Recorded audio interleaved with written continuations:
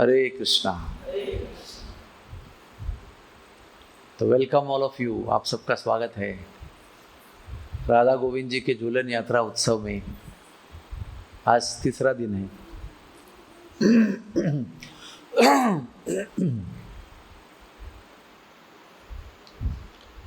तो राधा गोविंद जी की झूलन यात्रा महोत्सव में ब्रज में अनंत लीला हो रही है।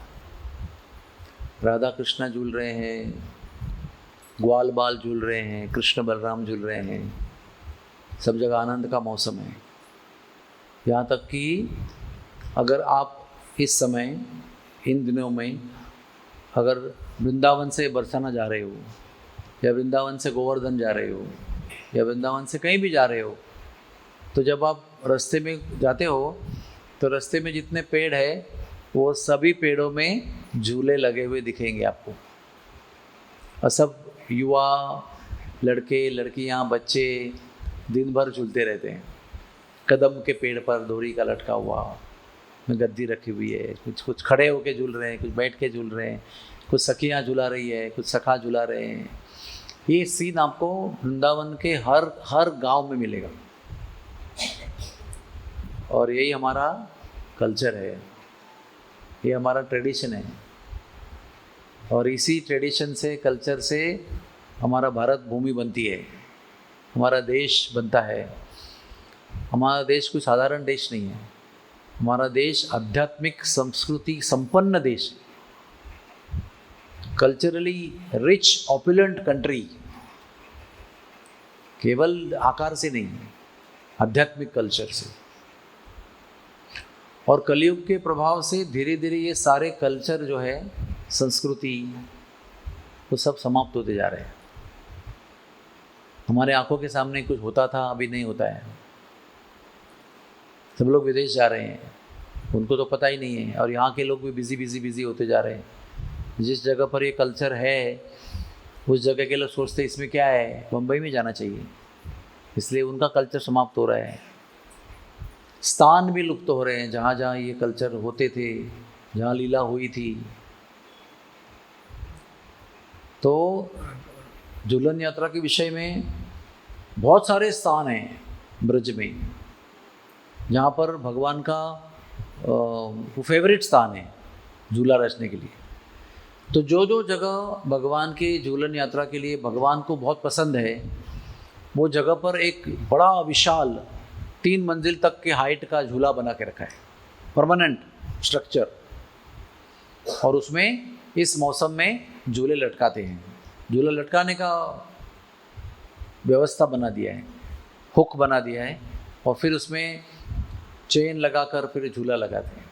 तो उसको फूलों से, रत्नों से, माणिक अलंकारों से सजाते हैं, फिर ठाकुर जी के विग्रह को लेके आते हैं। ऐसे कौन से स्थान हैं? बरसाने में एक स्थान है दानगढ़, वो भगवान का बहुत ही पसंदीदा स्थान है। फिर आगे जाएंगे नंदगांव की ओर तो एक जगह है संकेत वन, वो भी भगवान का झूलन स्थली है। ऐसे बहुत सारे स्थान हैं जहाँ भगवान पसंद करते हैं झूला झूलना। और पूरा ब्रज भी उनका झूलन का स्थान है, फिर भी उनके कुछ स्थान ऐसे हैं वहाँ पर वो अधिकतर लीला करते हैं। ललिता कुंड नाम का एक स्थान है नंदगांव में, उसको ललिता देवी का कुंड कहा गया है। वो उसका नंदगांव में क्या काम है, वो तो बरसाने में रहती है, उस जगह में रहती है। लेकिन ललिता देवी का वो एम्बेसी है, वो वहाँ पर रहकर देखती है नंदगांव में क्या चल रहा है, और वहाँ का जो वातावरण है उसको देखकर फिर आगे की लीला का प्लानिंग होता है। तो एक बार वहाँ पर झूला का महोत्सव का व्यवस्था हो गया था। ये सबकी व्यवस्था कौन करते हैं, आयोजन कौन करते हैं? वृंदा देवी। ये वृंदा देवी जो है वो ललिता विशाखा की असिस्टेंट है। वो अष्टगोपी में नहीं है, लेकिन उसका स्थान बहुत विशेष है। डायरेक्ट ललिता और विशाखा देवी के निर्देशन में ये काम करती है। ब्रज में जितने उत्सव होते हैं, जितनी लीलाएं होती है, वो सबका आयोजन वृंदा देवी करती है और ललिता विशाखा से मार्गदर्शन लेती है। तो सारी व्यवस्था करके रखी है, और कृष्ण भगवान रेडी हैं, सब गोपियाँ रेडी है, ललिता रेडी है, विशाखा रेडी है। एक व्यक्ति अभी तक आए नहीं है। कौन है वो? राधा रानी। वो मेकअप चल रहा है, थोड़ा सा डिले होता है ना, मालूम है ना आपको। दूल्हा दुल्हन जब शादी होती है तो क्या होता है, दूल्हा रेडी, दूल्हा के माता पिता रेडी, दुल्हन की माता पिता रेडी, भाई बहन रेडी, और कौन रेडी नहीं है? दुल्हन। अभी भी मेकअप चल रहा है।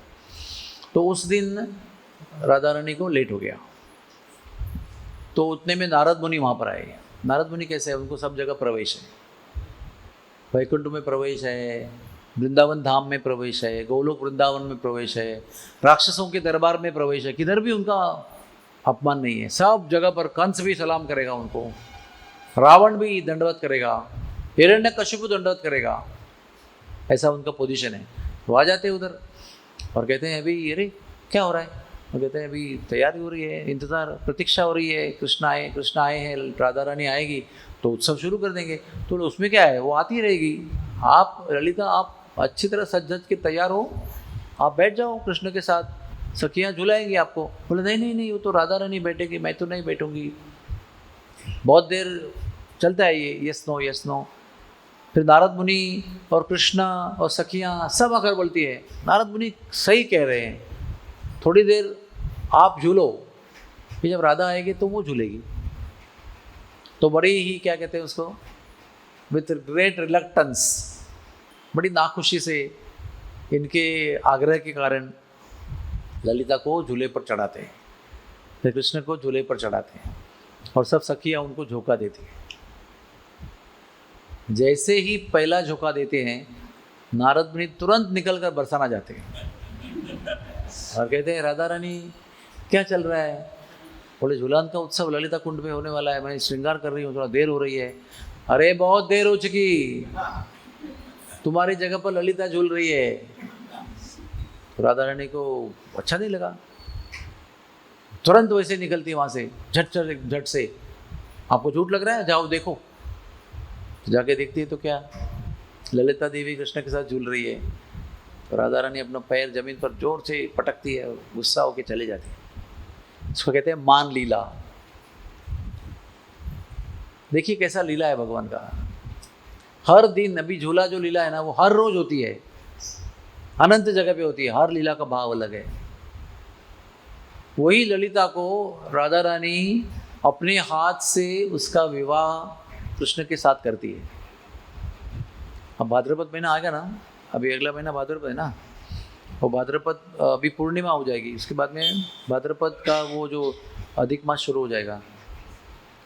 उसके त्रयोदशी के दिन राधा रानी स्वयं अपने हाथ से अपनी प्रियतम सखी ललिता का विवाह श्याम सुंदर से कर देती है।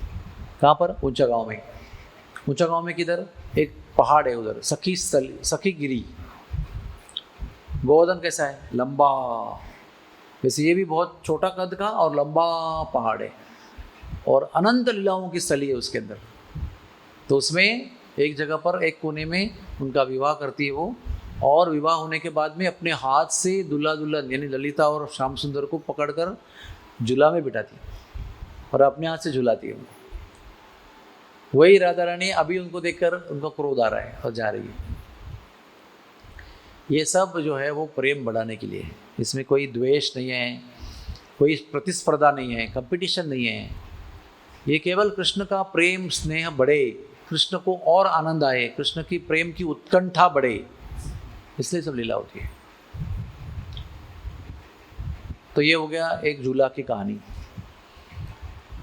दूसरा, आज का दिन एक बहुत महत्वपूर्ण लीला हुई है। आज का दिन कौन सा है? श्रावण शुद्ध त्रयोदशी है ना, इज दैट राइट? तो आज के दिन एक सुंदर लीला हुई, तो मैं आपको बताता हूँ संक्षेप में। आप सब जानते हैं कि चैतन्य महाप्रभु कृष्ण हैं, हाँ? सही जगन्नाथ, सही गौरांगा और सही जगन्नाथ, सही कृष्ण, वही है वो, वही जगन्नाथ के रूप में आते हैं, वही कृष्ण है, वही जगन्नाथ और कृष्ण गौरांग महाप्रभु के रूप में आते हैं। तो वो चैतन्य महाप्रभु आए, कृष्ण भगवान राधा रानी का प्रेम का अनुभव करने के लिए अवतार लिए, और अपने 48 साल की लीला में सभी समय ये सोचते रहे कि मैं वृंदावन जाऊंगा, मैं वृंदावन जाऊंगा, मैं वृंदावन जाऊंगा, लेकिन जगन्नाथपुरी के भक्त उनको जाने नहीं देते। कुछ ना कुछ बहाना बनाते हैं। अभी ढोले यात्रा आ रही है, अरे अभी ओड़न षष्ठी आ रही है, अरे अभी ये हो रहा है, अभी झूला आ रहा है, अभी होली आ रही है, अभी ये करो, अभी उत्सव करके जाओ। इसके 2 साल 2 साइकिल पूरे हो जाते हैं। तो फिर वो उत्सुक हो जाते हैं। फिर वो 1510 में वृंदावन जाते हैं। उस समय वृंदावन में रहते हैं, कुछ समय गोवर्धन में रहते हैं, कुछ समय भ्रमण करते हैं और अधिकतर समय वृंदावन में रहते हैं। लेकिन जब भ्रमण में रहते हैं तो उस समय गोवर्धन में आते हो। और गोवर्धन में आने के बाद उनको उनके जो परम गुरु हैं, ईश्वरपुरी के गुरु माधवेंद्रपुरी की कथा उनको पता है कि हमारे दादा गुरु के लिए कृष्ण भगवान प्रकट हुए थे गोपाल के रूप में, पहाड़ के पत्थर के बीच में से प्रकट हुए थे, स्वप्न दिया था। फिर वो उनको माधवेंद्रपुरी ने प्रकट किया था और उनको गोपाल की आज्ञा के अनुसार गोपाल जी का विग्रह गोवर्धन के ऊपर अनियोर गांव में स्थापन किया था। ये भी सब उनको पता था। तो उनको बड़ी उत्सुकता थी गोपाल का दर्शन करने के लिए।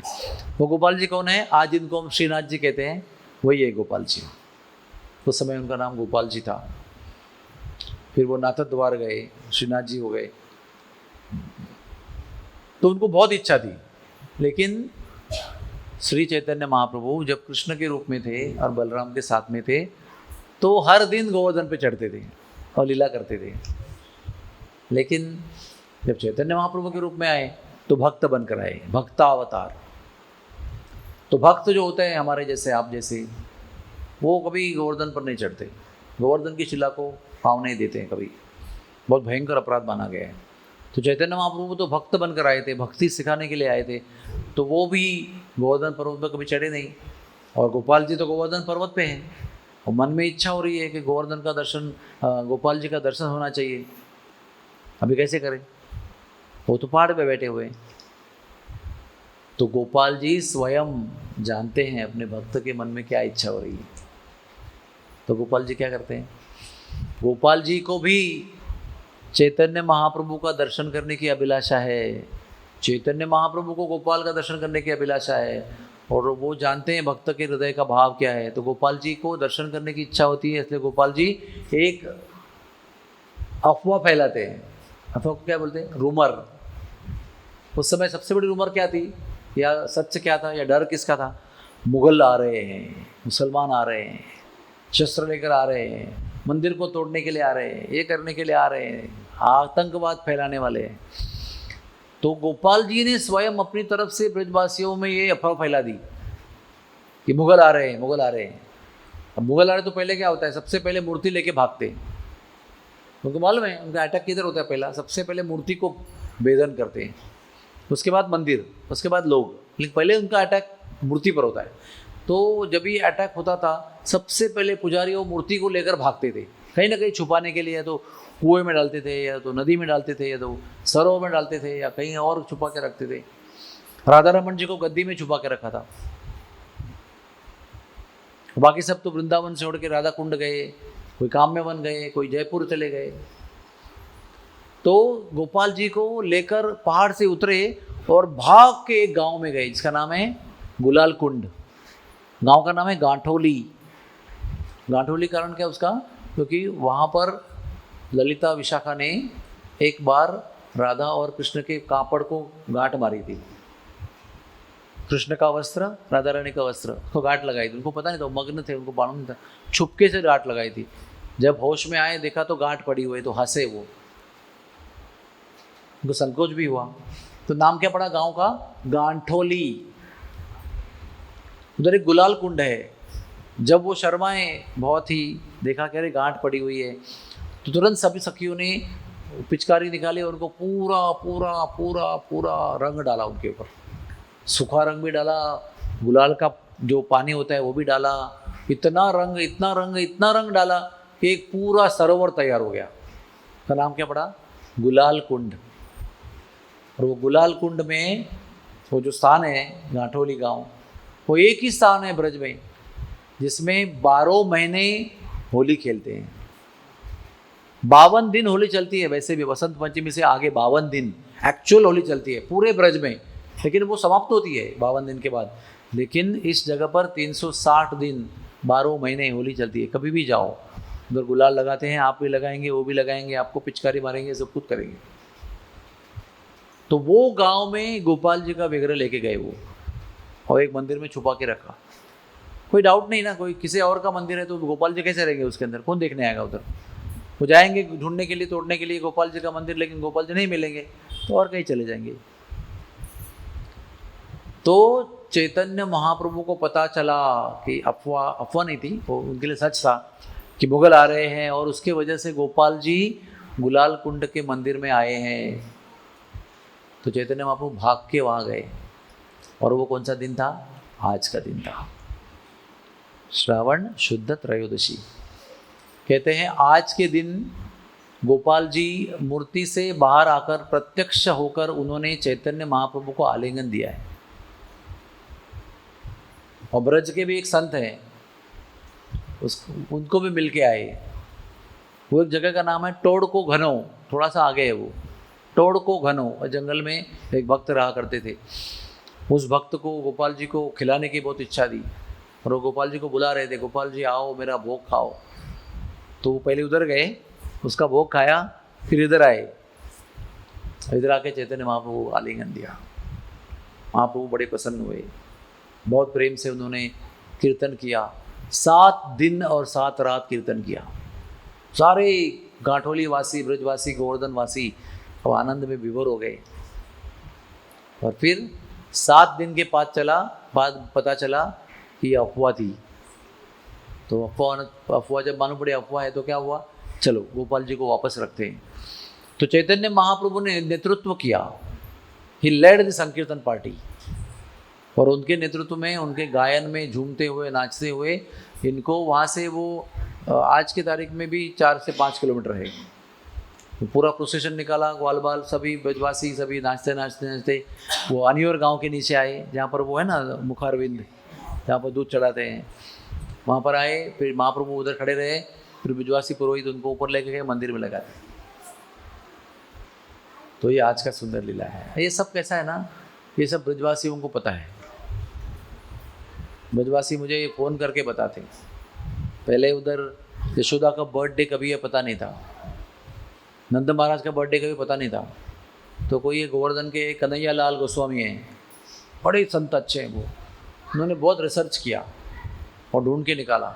अभी कम से कम 15 साल हो गए, हर साल नंद बाबा बर्थडे, यशोदा बर्थडे मनाते हैं। और यशोदा का बर्थडे जो है वो हमारे आई कैंप के समय आता है, तो हर समय हम लोग जाते हैं उधर अटेंड करने के लिए। और वहीं से नंदगांव से आगे 8 किलोमीटर एक गांव है, उसका नाम क्या है, मेहरानो। वो मेहरानो में यशोदा का जन्म हुआ था, उसका मायका है वो। तो उधर बहुत बड़ा उत्सव होता है। पहले नंदगांव में आरती होती है, भोग लगता है बहुत बहुत धूमधाम से। फिर सभी नंदगांव के वासी जितने भी है मोटरसाइकिल गाड़ी लेकर मेहरानो गांव पहुंचते हैं। फिर वहाँ पर शाम तक गीत गायन नृत्य करते हैं, भोग चढ़ाते हैं, डांस करते हैं, बहुत आनंद मनाते हैं। तो ऐसा ब्रज का आनंद है। तो अभी हम लोग आज से बलराम जयंती की कथा आरंभ कर रहे हैं। वैसे देखा जाए तो सब जगह पर, सब मंदिरों में बलराम जयंती का उत्सव जो है वो एक ही दिन मनाते हैं। कभी श्रावण शुद्ध पूर्णिमा को, है ना, जिसको हमारे और देश में जितने भी जगह है उधर नारली पूर्णिमा भी कहते हैं। इस दिन जो है, इस दिन तक समुद्र में जाना मना है, क्योंकि बारिश आती है ना बहुत। वो जो आषाढ़ का महीना आता है ना, आषाढ़ पूर्णिमा, उसको व्यास पूर्णिमा कहते हैं, उस दिन समुद्र में जाना बंद कर देते हैं, क्योंकि बहुत समुद्र में बहुत बड़ी बड़ी लहरें आती है, तो वो बंद हो जाता है। तो जो समुद्र के अंदर मछली मारते हैं ना सब लोग, क्या कहते हैं उसको आप लोग, फिशरमैन, वो सब जाना बंद करते हैं, रेड अलर्ट होता है वहाँ। तो नारली पूर्णिमा के दिन फिर समुद्र को नारियल अर्पण करते हैं, नारियल तोड़ के समुद्र को अर्पण करते हैं, प्रार्थना करते हैं, फिर समुद्र में जाना शुरू कर देते हैं। तो नारियल की प्रतियोगिता भी होती है, बस नारियल पकड़ते हैं, फिर ऊपर से कोई मारता है, वो जिसका टूटेगा वो हार गया, फिर नारियल ऐसे अर्न करते हैं।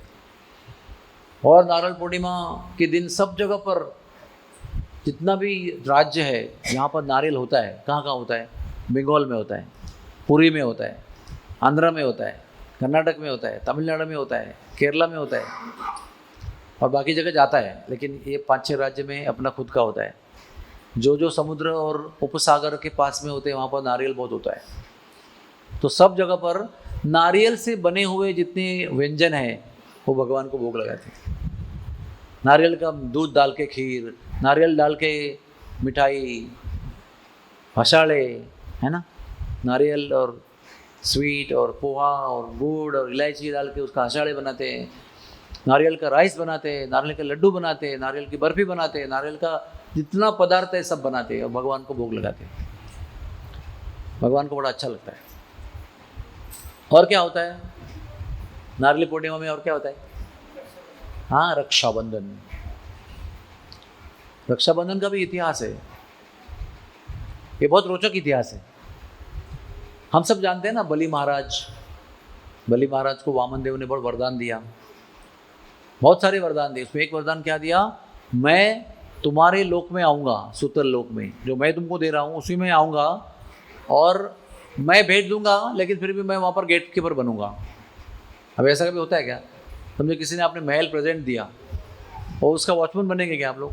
नहीं बन सकते। लेकिन भगवान इतने दयालु हैं, भगवान इतने प्रेमी हैं, इतने अद्भुत है, इतने दिव्य है कि पूरा सुतल लोक, एक बंगला नहीं, पूरा सुतल लोक, उसको भी इंद्र से भी अधिक पावरफुल बनाकर, ऑपुलेंट ऐश्वर्य संपन्न बनाकर वो बलि को भेंट देते हैं। ले जाओ उधर जाके रहो, तुमको इंद्र बनना था ना, इंद्र से भी बढ़कर राज्य तुमको देता हूँ मैं।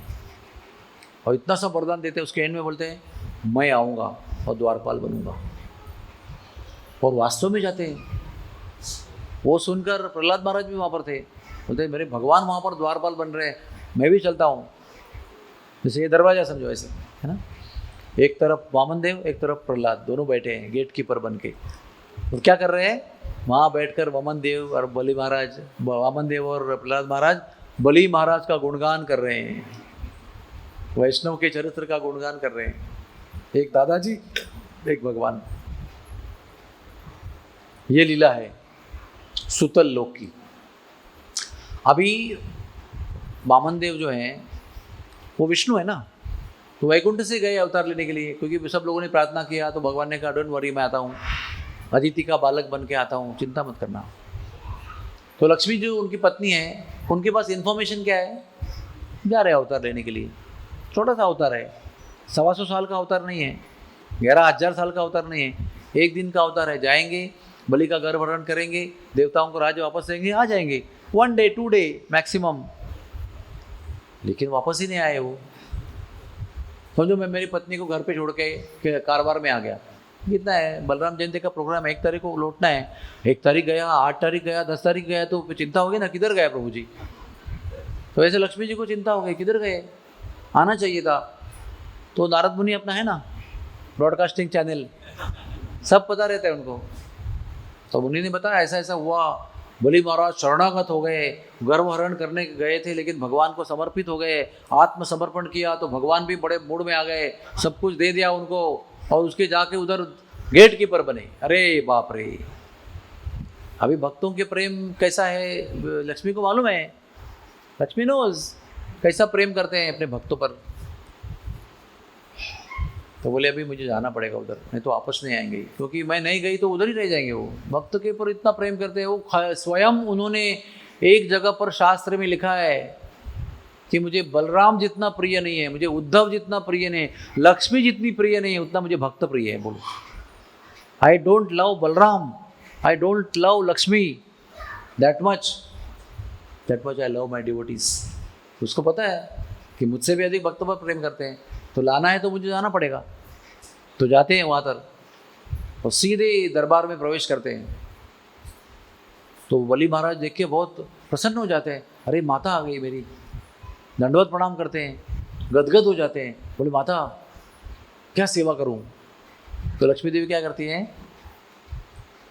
पूर्णिमा का दिन था वो, श्रावण महीने का, तो वो बलि महाराज को राखी बांधती है। और राखी बांधने के बाद तो भैया हो गया ना वो। अभी राखी बांधने में रिवाज क्या होता है, एक बार बहन ने राखी बांधा तो भैया को कुछ गिफ्ट देना पड़ता है।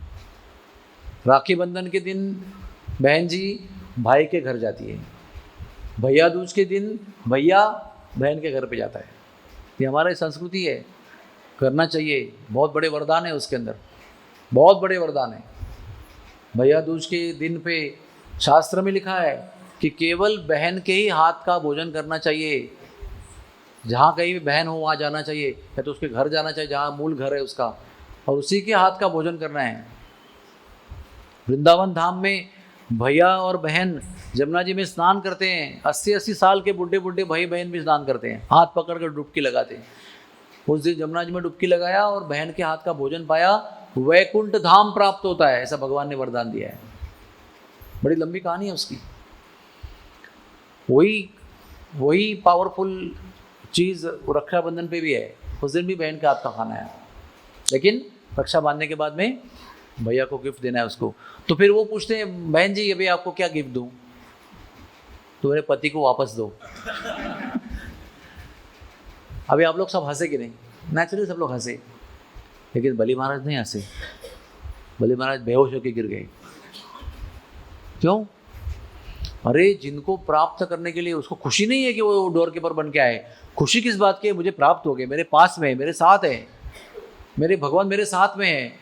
क्या क्या करना पड़ा उनको देखो, 100 यज्ञ करने पड़े, उसके 100 का 100वां यज्ञ में वो आए, फिर वो वचन दिया, फिर वो त्रिविक्रम हो गए, फिर वो सब नाप लिया और भिखारी बना दिया बली महाराज को, फिर वरुण पाश से बांध लिया, फिर घसीटा, और क्या क्या देवताओं ने ताली बजाई।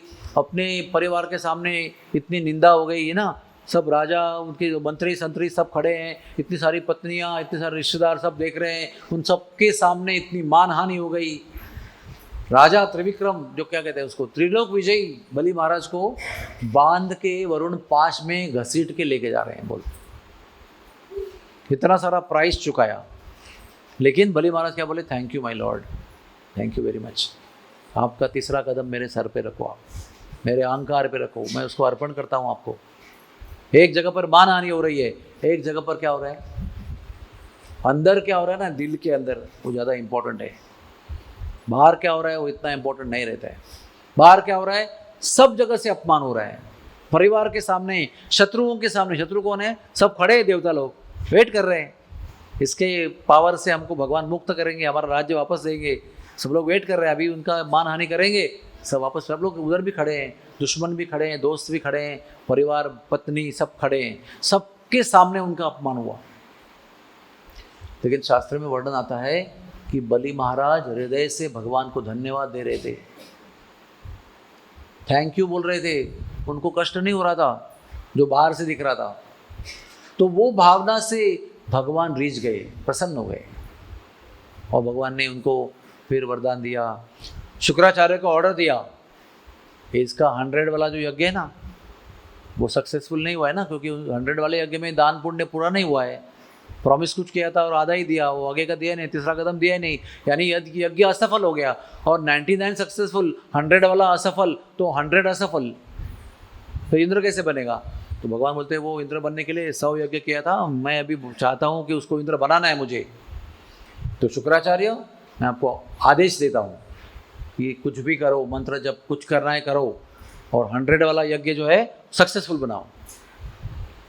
तो शुक्राचार्य ने कहा, हे भगवान, जहाँ पर आपके पवित्र नामों का कीर्तन होता है, उस यज्ञ की सारी त्रुटियाँ दूर हो जाती हैं। बहुत इंपॉर्टेंट है हमारे लिए। जिस जगह पर, जिस कार्य में, जिस यज्ञ में, जिस स्थान में आपके नाम का कीर्तन होता है, उस स्थान के सारे दोष, त्रुटि, कमियां पूरी हो जाती है, वो परिपूर्ण हो जाता है। उसके बाद ये कहने के बाद राक्षसों के राजा दैत्य गुरु शुक्राचार्य ने भगवान विष्णु के नाम का कीर्तन किया है उसी यज्ञशाला में, और 100 यज्ञ सफल कर दिया है। इसका अर्थ क्या हुआ? कितने चीज़ें हो गई, कितनी चीज़ें हो गई, घटना कैसे हो गई, कितनी। ऐसा शांत मूवी चल रहा है, सब लोग बैठे हैं, ऐसा नहीं, सब लोग ऐसे, अभी क्या हो रहा है, अभी क्या हो रहा है, अभी क्या हो रहा है, चेंज हो रहा है सब कुछ। इतना सारा होने के बाद में बली महाराज सोच रहे हैं कि भगवान की प्राप्ति हुई, भगवान ने मुझे अपना बनाया, अपना समझा, हाँ, मेरे सर पे पाँव रखा, सूतल लोक दिया, स्वयं आए मेरे दरबार में, उनकी इच्छा है इसलिए वो द्वारपाल बने। कितनी बड़ी बात है। इतना कष्ट करने के बाद भगवान प्राप्त हुए और लक्ष्मी जी कह रही है मुझे भगवान वापस दो, तो इसलिए वो फेंट हो गए। हम लोग हंस रहे हैं और वो फेंट हो गए, बहुत देर तक बेहोश रहे, उसके बाद जगे, बड़े दुखी हो गए थे वो भी सोच रहे हैं कैसे भगवान को यहाँ पर रखूं। तो कहते बहन जी एक काम करो ना, आपको भगवान चाहिए ना, आप दोनों इधर रहो सूतर लोक में, क्या प्रॉब्लम है, आपके साथ भी मेरे साथ भी, दोनों हो जाएगा। तो बहन जी जो है वो बड़े भाई का प्रेम देख के बहुत प्रसन्न हो जाती, बोले ठीक है कोई बात नहीं। वो एक हमारी रिक्वेस्ट है आपको, बहन जी बोल रही है भाई को, आप है ना, आपके दरबार में 50 गेट है, कभी आप इधर से आते हो, कभी इधर से आते हो, कभी इधर से आते हो, कभी उधर से आते हो, कभी इधर से आते हो, तो हर टाइम जो अनाउंसमेंट होता है ना कहाँ से आ रहे हैं, तो मेरे पति को इधर से भागना पड़ता है, समझो आप यहाँ से आ रहे हो, उसको लगता है उधर से आ रहे हैं, तो बोले महाराज उधर भगवान वामन देव उधर खड़े हैं, अचानक न्यूज़ आती है कि इधर से आ रहे हैं, तो पूरा घूम के इधर आके खड़े हो रहे हैं, बहुत तकलीफ होती है। आप है ना एक ही जगह से आया करो, 10 जगह से मत आया करो, तो कोई बात नहीं। फिर कहते हैं अभी आप साथ में रहो, द्वारपाल होने की कोई ज़रूरत नहीं है। तो लक्ष्मी देवी और वामन देव सूतल लोक में नारली पूर्णिमा, हाँ श्रावण पूर्णिमा से लेकर कार्तिक पूर्णिमा तक निवास किया है। और कार्तिक पूर्णिमा जब चतुर्मास समाप्त होने का समय आया तो लक्ष्मी देवी ने कहा अभी हम लोग बहुत देर रहे, अभी हम जाते हैं। तो बलि महाराज की आज्ञा लेकर वामन देव और लक्ष्मी देवी वैकुंठ लोक चले गए। ऐसा ये तो वो राखी जो है ना वो लोकल फेस्टिवल नहीं है, वो बोनाफाइड फेस्टिवल है। भाई जो है वो बहन की रक्षा करता है, इसलिए वो कच्चा धागा बांधते हैं प्रेम का। तो राखी बंधन का उत्सव भी नारली पूर्णिमा को होता है। और सबसे बड़ा कारण क्या है उसका, इस उत्सव का, बलराम जी भगवान जन्म लेते हैं, बलराम जयंती मनाते हैं। लेकिन अधिकतर क्या होता है कि बलराम जी की जयंती की कथाएं जो है वो लंबी लंबी लंबी नहीं होती है, एक आध जन्म का बताते हैं, थोड़ा बचपन का, बाद में कथा खत्म, 1 घंटा में प्रसाद चालू। लेकिन 8 दिन अगर 3 घंटा भी कथा करेंगे ना तो बलराम की लीला पूर्ण नहीं हो सकती। मैंने पिछले साल में वो निगड़ी में कथा किया था, 4 दिन 2-2 घंटे सुबह शाम, कितना हो गया 16 आवर्स, फिर भी अधूरा रह गया, पूरा नहीं कर पाया, छोड़ के आया क्योंकि टाइम खत्म हो गया। इतनी लीलाएं हैं बलराम की लीला में, कितने भाग हैं। एक बलराम की लीला है जन्म की, यानी गोकुल में जन्म हुआ। दूसरा हिस्सा है ब्रज लीला, गोकुल, वृंदावन, नंदगांव, बरसाना, जो भी कुछ उनका ब्रज धाम का लीला है। फिर कृष्ण के साथ में वो चले गए, फिर मथुरा लीला, फिर उसके बाद द्वारका लीला, फिर उसके बाद हस्तिनापुर लीला, है ना, फिर उसके बाद में तीर्थ यात्रा लीला, क्योंकि जब वॉर शुरू हो गया तो वो तीर्थ यात्रा चले गए। तो पूरा भारत भर में पूरा लंबा चौड़ा महाभारत में वर्णन दिया है, भागवत में वर्णन दिया है, सारे शास्त्रों में वर्णन दिया है कहाँ कहाँ गए हमारे बलराम जी महाराज। फिर लौट के आए एंड में दुर्योधन के युद्ध के समय, फिर वापस द्वारका गए, फिर बीच में 2 बार ब्रज में आए संदेश लेकर, है कि नहीं। फिर उसके बाद में यादवों का नाश हो गया, फिर स्वयं भी चले गए भालका तीर्थ से, उसके बाद में कृष्ण भी चले गए। इतनी सारी लीला है, एक ब्रज की एक ब्रज के बाहर की, और साधारण लीला नहीं है, सब जगह पर बहुत आनंद है। तो ये सब लीलाओं का वर्णन सुनना चाहिए, क्योंकि बलराम जी हमारे आदि गुरु हैं। ऐसे कहते हैं बलराम की कृपा है, इसलिए कृष्ण क्या है ये हमको पता चल रहा है। और नित्यानंद प्रभु हैं जो बलराम जी के अवतार हैं, वो है इसलिए उनकी कृपा से चैतन्य महाप्रभु कौन है इसका पता हमको चल रहा है। चैतन्य महाप्रभु के आविर्भाव के विषय में 2 बड़े ग्रंथ हैं। एक है चैतन्य भागवत, वो किसने लिखा है, वृंदावन दास ठाकुर ने, वो व्यास देव के अवतार है। लेकिन वो कौन है, वृंदावन दास ठाकुर डायरेक्ट डिसाइपल है नित्यानंद प्रभु के, और बार बार लिखते हैं कि मेरे गुरु नित्यानंद प्रभु की कृपा से मैं ये सब लिख रहा हूँ। और कृष्णदास कविराज बार बार लिखते हैं नित्यानंद प्रभु की कृपा से कृष्णदास चैतन्य चरितामृत लिख रहा है। तो चैतन्य भागवत, चैतन्य चरितामृत, और भी 3 इंपॉर्टेंट ग्रंथ है, चैतन्य चंद्रामृत, चैतन्य चंद्रोदय, ऐसे 5 स्क्रिप्चर्स हैं। उसमें 2 जो प्रधान स्क्रिप्चर्स है चैतन्य महाप्रभु के, उसमें दोनों लेखकों ने क्या लिखा है, नित्यानंद प्रभु की कृपा से चैतन्य महाप्रभु का लीला में वर्णन कर सकता हूँ। तो नित्यानंद प्रभु यानी बलराम जी, ये दोनों की कृपा से, बलराम की कृपा से कृष्ण के विषय में, चैतन्य महाप्रभु के विषय में नित्यानंद प्रभु के विषय कृपा से ये सब नॉलेज प्राप्त हो रहा है। क्योंकि बलराम जी ये हमारे भक्ति के फाउंडेशन है, अधिष्ठान कहते हैं उसको। फाउंडेशन का मतलब अधिष्ठान, जिसके ऊपर ये बिल्डिंग, अब ये जो आपका 1 मंजिल का मंदिर है, फिर भी इसके नीचे फाउंडेशन है, इसके ऊपर ये एक ग्राउंड फ्लोर खड़ा है, और भी ऊपर बनाएंगे तो और खड़ा रहेगा, और कौन पकड़ेगा उसको, फाउंडेशन। तो श्री कृष्ण भगवान परम पुरुषोत्तम है, लेकिन बलराम जी उनके प्रथम अवतार हैं, लीला अवतार। लीला करने के लिए चैतन्य श्री कृष्ण भगवान बलराम में विस्तारित होते हैं, अवतार लेते हैं।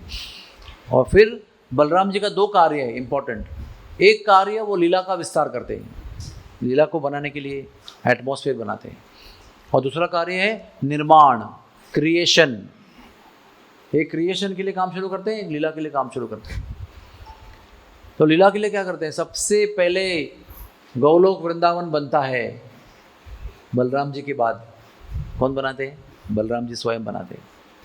गौलोक वृंदावन की भूमि, गौलोक वृंदावन में जमुना, गौलोक वृंदावन में गोवर्धन पर्वत, गौलोक वृंदावन में 12 वन, गौलोक वृंदावन में सारी भगवान की धोती कुर्ता आसन बैठने का जो भगवान यूज़ करते हैं, सब कुछ वस्तु जो है छोटी और बड़ी, माला से लेकर अलंकार से लेकर धोती से लेकर दुपट्टा से लेकर जो बोलो आप, मुरली भी भगवान की, ये सब कुछ भगवान बलराम जी का विस्तार है, बलराम जी का रूप है। उसको शांत रस कहते हैं। उस शांत रस के रूप में बलराम जी भगवान की सेवा करते हैं। फिर उसके बाद में बलराम जी स्वयं जो है वो लीला अवतार है भगवान के, इसलिए भगवान की लीला का विस्तार करते हैं। सब लीला करने के लिए जो भी ज़रूरत है उसका प्रोडक्शन करते हैं, सिचुएशन निर्माण करते हैं, वस्तु निर्माण करते हैं, लीला के लिए वातावरण बनाते हैं, सब कुछ बलराम जी बनाते हैं। उसके बाद में बलराम जी संकर्षण के रूप में अवतार लेते हैं। Next, 2nd degree. तो संकर्षण जो है वो और 4 रूप में विभाजित हो जाते हैं, संकर्षण, अनिरुद्ध, प्रद्युम्न और वासुदेव। ये उसको कहते हैं चतुर्व्यूह। और ये जो है वो आगे निर्माण में भगवान की सहायता करते हैं। संकर्षण फिर संकर्षण नंबर 2 में विभाजित होते हैं, उनका रूपांतर फिर और एक बार चतुर्व्यूह में होता है, उसका रूपांतर फिर नारायण में होता है। सारे वैकुंठ के मालिक नारायण हैं, उनके द्वारा बलराम जी सारे वैकुंठों का नियंत्रण करते हैं, उनके द्वारा सारे विष्णु निर्माण होते हैं, जो हर एक वैकुंठ में एक एक विष्णु इंचार्ज हैं। आप सोच सकते हैं बलराम जी की पावर क्या है। अभी तक हम लोग मटीरियल वर्ल्ड में नहीं पहुँचे हैं, उधर ही है, ऊपर ही है, स्पिरिचुअल वर्ल्ड में ही है, जन्म मृत्यु नहीं है, उधर की बात कर रहे हैं। इतने सारे एक्सपांशन उधर हो गए, इतना ब्रह्म ज्योति निर्माण हो गया, उतना पूरा वैकुंठ निर्माण हो गया। वैकुंठ एक नहीं है, वैकुंठ अनंत है, अनंत वैकुंठ है, एक गोलोक वृंदावन है। तो सारे वैकुंठ में ये बलराम जी नारायण के माध्यम से एक एक विष्णु के रूप में विस्तारित होते हैं और वैकुंठ का नियंत्रण करते हैं, वैकुंठ को चलाते हैं, वैकुंठ की लीला करते हैं। फिर ये नारायण जो है, जो अभी इधर का पूरा कंट्रोल कर रहे हैं, एक और एक्सपांशन होता है उनका अवतार, और वो है महाविष्णु। तो इनडायरेक्टली किसके अवतार हो गए वो? महाविष्णु, बलराम जी के। और ये पहले व्यक्ति है जो मटेरियल वर्ल्ड, भौतिक दुनिया के, भौतिक विश्व के इंचार्ज है। और ये इनका जो निर्माण है ना, वो एक बादल के नीचे है, उसको कहते हैं महत्तत्व। तो बादल के वजह से, बहुत विशाल बादल होता है, उसकी वजह से अंधेरा निर्माण होता है बादल के नीचे, क्योंकि ब्रह्म ज्योति रोकते हैं उसको, और उसके नीचे अंधकार निर्माण होता है। वो अंधकार में जगह पे ये कारुणिकशाही विष्णु जो है वो अपने बॉडी से जल छोड़ते हैं। तो क्या कहते हैं उसको? कारण जल। वो कारण जल का सागर निर्माण होता है, उसके अंदर लेटे हुए हैं, सांस ले रहे हैं, सांस छोड़ रहे हैं, सांस छोड़ रहे हैं, तो ब्रह्मांड का निर्माण हो रहा है। अनंत ब्रह्मांड एक एक रंध्र से निर्माण हो रहा है, बीज रूप में। फिर बीज रूप से विकसित होता है, फिर फुल्ली डेवलप ब्रह्मांड निर्माण होता है। फिर एक एक ब्रह्मांड में वो महाविष्णु जो है वो गर्भोदकशाही विष्णु के रूप में प्रवेश करते हैं। यानी गर्भोदकशाही विष्णु कितने हैं? जितने ब्रह्मांड है उतने। कारण विष्णु कितने हैं? एक विष्णु, कारण विष्णु। इन कारण विष्णु का अनंत ब्रह्मांड में अवतार लेते हैं। गर्भ उदकशाही विष्णु, जिसके नाभि से कमल निकलता है। हर एक ब्रह्मांड में हर एक विष्णु के कमल निकलता है और उस कमल में उस ब्रह्मांड का ब्रह्मा जन्म लेता है। कोई 4 मुख वाला है, कोई 10 मुख वाला है, कोई 10,000 मुख वाला है, कोई 1,00,000 मुख वाला है, कोई 10 लाख मुख वाला है, कोई 10 कोटि मुख वाला है। ऐसे अलग अलग ब्रह्मांड के अनुसार अलग अलग ब्रह्मा जन्म लेते हैं।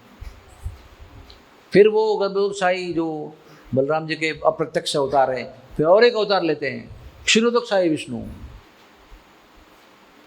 और वो जो है विष्णु लास्ट वाले, क्षीर उदकशाही विष्णु, अर्थात जो दूध के सागर में लेटे हुए हैं। कितना लोगों को पता है कि दूध का भी सागर होता है? जिन्होंने शास्त्र पढ़ा है उनको पता है। एक सागर नमकीन पानी का होता है जो हमारी पृथ्वी पर है, और एक सागर होता है इस ब्रह्मांड में जो मिल्क का होता है। फिर गन्ने का, हाँ गन्ने को क्या बोलते हैं? कोब्बू हमारी लैंग्वेज में। वो इक्षुरस, उसका भी एक समुद्र होता है। फिर शराब का भी समुद्र होता है, फिर दही का भी समुद्र होता है, फिर घी का भी समुद्र होता है, घृत सागर। तो 7 प्रकार के समुद्र हैं। उसके अंदर एक समुद्र है क्षीर सागर, उसके किनारे पे वो क्षीर सागर विष्णु रहते हैं। और वो विष्णु ब्रह्मा ने निर्माण किए हुए हर जीव के हृदय के अंदर परमात्मा के रूप में प्रवेश करते हैं। ये सारा काम एक बलराम जी की वजह से होता है। Please understand. इसके बीच में ये बलराम जी एक और रूप धारण करते हैं। कौन सा रूप है वो? बताइए। अनंत शेष। मैं आपको दिखा रहा हूँ ना, अनंत शेष। अनंत शेष के रूप में विस्तारित होते हैं। और आश्चर्य की बात है, अनंत शेष कितने हैं? जितने ब्रह्मांड है उतने अनंत शेष है। वो भी एक नहीं है, क्योंकि हर एक ब्रह्मांड में वो ब्रह्मांड को अपने सर पे धारण करते हैं। उसकी कथा क्या है? ये जो है ना साप वंश, ये कद्रू देवी के द्वारा निर्माण हुआ है। ये कद्रू देवी कौन है? कश्यप मुनि की पत्नी है। कश्यप मुनि की बहुत सारी पत्नियां हैं। कश्यप मुनि प्रजापति है।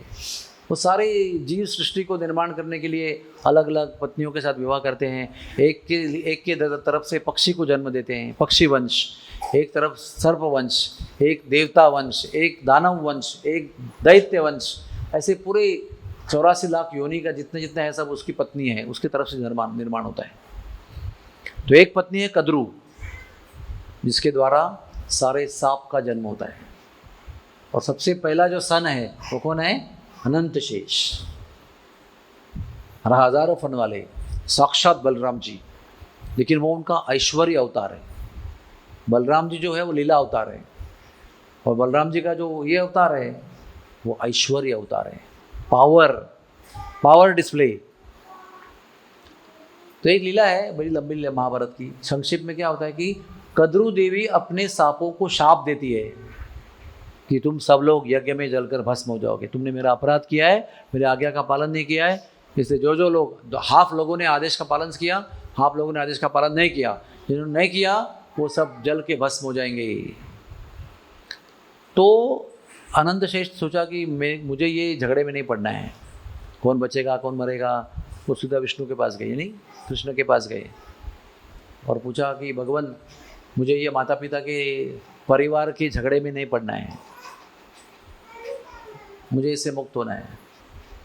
तो भगवान क्या बताते हैं? आप एक काम करो, आप ब्रह्मांड के नीचे जाकर ब्रह्मांड को पकड़ के रखो। वो सेवा करने से आप इस शाप से अकेले मुक्त हो जाओगे, बाकी सब आपके भाई बंधु शाप से बद्ध रहेंगे और आप मुक्त हो जाएंगे। तो वो अनंत शेष के रूप में वो उनको पूछते हैं कि कितना देर तक पकड़ना पड़ेगा? ड्यूटी आवर क्या है, बिगिनिंग आवर क्या है, एंड आवर क्या है ना? कभी पंच करना है, कभी पंच आउट करना है। तो भगवान भी बड़े होशियार हैं। भगवान बोले आप मेरा नाम लेना शुरू करो, आप मेरा लीला का वर्णन करना शुरू करो। जब मेरा नाम, भगवान के नाम तो अनंत है ना, जब मेरे नाम समाप्त हो जाएंगे और मेरी लीलाओं का गुणगान समाप्त हो जाएगा तब छोड़ देना। वो कहते अभी भी शुरुआत नहीं किया उन्होंने, अभी भी उधर ही है वो, क्योंकि भगवान के नाम अनंत है, गुणगान अनंत है, लीला अनंत है, तो शुरुआत कैसे होगी, एंड कैसे होगा। तो कहते हैं कि अभी भी भगवान का गुणगान अनंत शेष अपने हजारों फनों से कर रहे हैं, तो भी बोलते शुरुआत भी नहीं किया उन्होंने। कहते हैं कि अपने हजार फनों से अगर 1000 दिन तक भी बलराम अनंत शेष भगवान की लीला बोलते हैं, तो कहते हैं एक दिन की ब्रज लीला पूरा नहीं कर सकते हो। तो भगवान ने कितना दिन ब्रज लीला किया, 11 साल 52 दिन। उसको 11 से 360 मल्टीप्लाई करो, 360, और फिर 52 दिन ऐड करो, कितना दिन हो गए। उस दिन में 24 घंटे होते हैं, वो एक दिन की लीला भी पूरा नहीं कर सकते हैं। 1000 वर्ष भी 1000 मुख से गुणगान करेंगे तो फिर उन्होंने कहा कि ब्रह्मांड जो इतना भारी है वो मैं कैसे पकड़ूंगा। तो भगवान कहते हैं मैं कूर्म बनकर तुम्हारे नीचे आऊँगा और तुमको सपोर्ट दूंगा। तो वो कूर्म अवतार लिया भगवान ने, और वो बलराम जी के नीचे, अनंत शेष के नीचे खड़े हैं, उसके ऊपर बलराम जी खड़े हैं, उसके बलराम जी के सर पे ब्रह्मांड खड़ा है सारे फनों पर, उसके बीच में वृंदावन धाम है। कितनी बड़ी सेवा है देखो आप, अमेजिंग सर्विस। अभी कहाँ जाए, सबका नीचा लोग कौन सा है, रसातल, सबसे नीचे, ये 14 भुवन में लास्ट वाला रसातल है, उसके नीचे है वो उसके सर पे पूरे ब्रह्मांड को, आप सब लोग उसके सर पे है। ध्यान करो इस बात का। लेकिन वो भगवान की जब सेवा करते हैं ना, जो भी व्यक्ति भगवान की सेवा में लगा है, वो उसका शाप, कर्म, पाप, पुण्य सब खत्म हो जाता है। और ये सेवा करने से वो जो माता का शाप था, उससे अकेले पुत्र अनंत शेष मुक्त हो गए, और बाकी सब लोग में से आधे लोग जल गए, आधे जो नहीं थे शाप वो बच गए। ये महाभारत की लंबी कथा है। तो ये जो बलराम जी का तत्व है, ये इतना इम्पोर्टेंट है कि स्वयं परम भगवान है, वो साक्षात कृष्ण जैसे। भागवत के 10वें स्कंद में 46 श्लोक अध्याय में लिखा है कि कृष्ण और बलराम में कुछ अंतर ही नहीं है। जितने ऐश्वर्य, जितने कला, जितने गुण कृष्ण के अंदर है, उतने सारे बलराम जी के अंदर है। सब कुछ सेम है उनका, केवल वर्ण अलग है। जो कलर है उनका, वो जो स्प्रिंग यानी वसंत ऋतु में जो आकाश में बादल होता है ना सफ़ेद रंग का, उस रंग के हमारे बलराम जी। चांदी, और जो घना बादल है श्रावण महीने का, जो बादल अभी बरसने वाला है, वर्षा करने वाला है, घना श्याम, वो वर्ण हमारे कृष्ण का है। बस इतना ही फर्क है, और कुछ फर्क नहीं है। और दूसरा फर्क जो है, बाकी सारे फर्क जो है वो भाव में है, शक्ति में नहीं है। भाव में क्या फर्क है, भगवान परम भगवान है और बलराम जी सेवक भाव में है, कांस्टेंट सेवक भाव में है। इतनी ज़्यादा शक्ति भगवान की बराबरी होने पर भी सेवक बने रहने के लिए बहुत बड़ी नम्रता की आवश्यकता होती है। जितना व्यक्ति के पास ऐश्वर्य होता है, उतना उसका अहंकार, उसका पावर, उसका पोजीशन, उसका डिग्निटी बढ़ जाता है, और उतना वो सेवा करने के लिए कमज़ोर हो जाता है। तो इतना सारा पोजीशन है उसका। लेकिन बलराम जी ऐसा एग्जाम्पल है कि भगवान जैसा ऐश्वर्य होने पर भी बलराम जी सबसे अधिक सेवा भाव में है। इतनी सेवा भाव में है कि भगवान के 5 रस है, वो 5 रसों में कोई भी सेवा नहीं कर सकता है। हम सब मिलके अपने अपने तरफ से एक रस में सेवा कर सकते हैं। या तो शांत रस बनो, तो मोर, बैल जितने भी है ब्रज में, वो शांत रस में है। वो साथ साथ फ्रेंडशिप नहीं कर सकते भगवान के साथ। गोपियाँ क्या करती हैं, नृत्य करती हैं श्रृंगार रस में, माधुर्य रस में। वो जाकर बाकी भगवान के साथ खेलने को जाते नहीं है, वो रास खेलते हैं भगवान के साथ। माता यशोदा जो है, माता पिता का प्रेम करते हैं। नंद महाराज, यशोदा, उपनंद बाबा, प्रभावती, तुंगी, ये सब जो बड़ी बड़ी गोपियाँ हैं, भाइयों की वाइफ है, और बड़े भाइयों की बड़े भाई है, 2 बड़े भाई है नंद महाराज के, 2 छोटे भाई है, बीच वाले नंद महाराज है। ये सब लोग जो है माता पिता का प्रेम करते हैं। रास नहीं खेलते उनके साथ, गुल्ली डंडा नहीं खेलते हैं, लुका छुपी नहीं खेलते हैं, माखन चोरी में साथ में जाते नहीं माता पिता उनके। वो अलग मूड है उनका, वो दोस्त लोगों का मूड है। वो माता पिता का मूड है, वात्सल्य रस है, ईसाख्य रस है, वो सेवकों का अलग रस है। वो पैर धोने के लिए मदद करते हैं, ड्रेसिंग करने के लिए मदद करते हैं। माता जी जो बोलती है वो ला के देते हैं, अरे जल लेके आओ, और पानी लेके आओ, शंख लेके आओ, कपड़ा लेके आओ, अलंकार लेके आओ, वो मेरे हाथ में दो, पकड़ के रखो। ये सारी सेवाएं, कभी पैर दबाना है, कभी पैर मसाज करना है, कभी गीत गाना है, कभी डांस करना है, वो सेवक लोग हैं सब। बहुत सारे सेवक हैं। यशोदा की सेवा करते हैं, भगवान की भी सेवा करते हैं। और गोपी क्या है, वो रात को मिलते हैं, वो गया चरण खा जाते नहीं। तो ये 5 रस है, शांत रस, दास्य रस, साख्य रस, वात्सल्य रस और माधुर्य रस। लेकिन ये सारे पांचों रसों में भगवान बलराम जी भगवान कृष्ण की सेवा करते हैं। कैसे? पहले मैंने आपको बता दिया कि गोलोक वृंदावन पूरा उन्होंने बनाया है।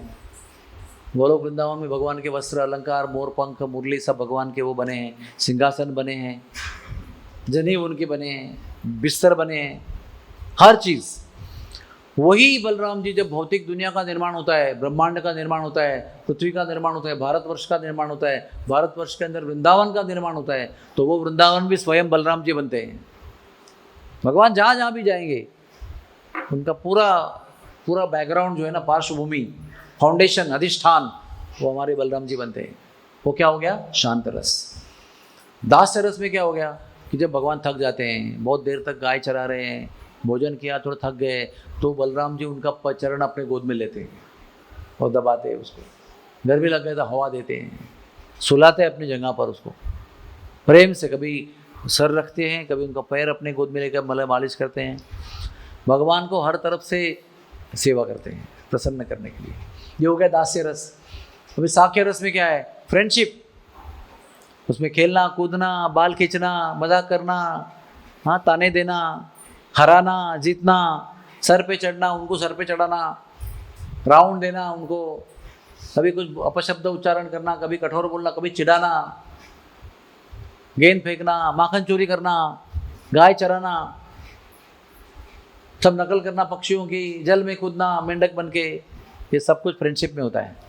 उसमें कोई अपराध नहीं होता है, वो फ्रेंडशिप भी उनकी है। वात्सल्य कैसा है उनका?